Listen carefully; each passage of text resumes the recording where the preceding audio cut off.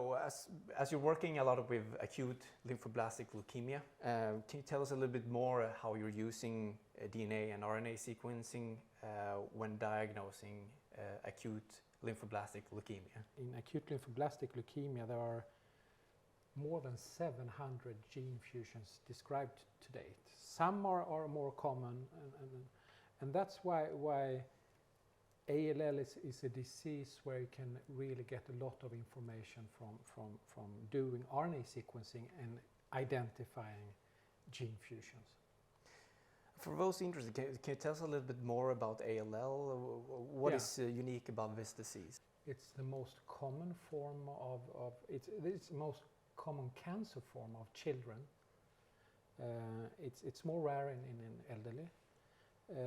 It has a very good prognosis today, but it's also treated with intense form of treatments in children in particular. So the guidelines today, you are mandated as a diagnostic lab to identify these genetic alterations, most of them. And it's also that some in ALL there are some gene fusions that are very rare but that respond very well to treatment. They are called Philadelphia-like ALL, or they can also be called BCR-ABL-like ALL. And they have gene fusions which are rare, but they respond to specific treatment, and that's being incorporated in the treatment schedule. So they're very important to identify. If we look at whole transcriptome sequencing, what is the benefit with using whole transcriptome sequencing in regards to ALL? Yeah, I mean, it's the component of an unbiased detection of gene fusions. So that's very important because you can detect rare but still, for the patient, very important gene fusions. But also for ALL, the gene fusions, they evoke a very strong,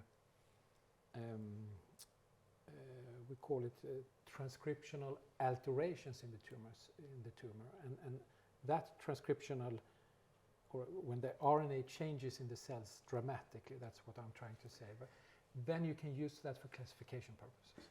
So can you give me an example when the combination of gene expression classification and gene fusion analysis help diagnostics today? Yeah, I mean, it's for example, in a very rare subtype of pediatric ALL, you can find what I call was Philadelphia-like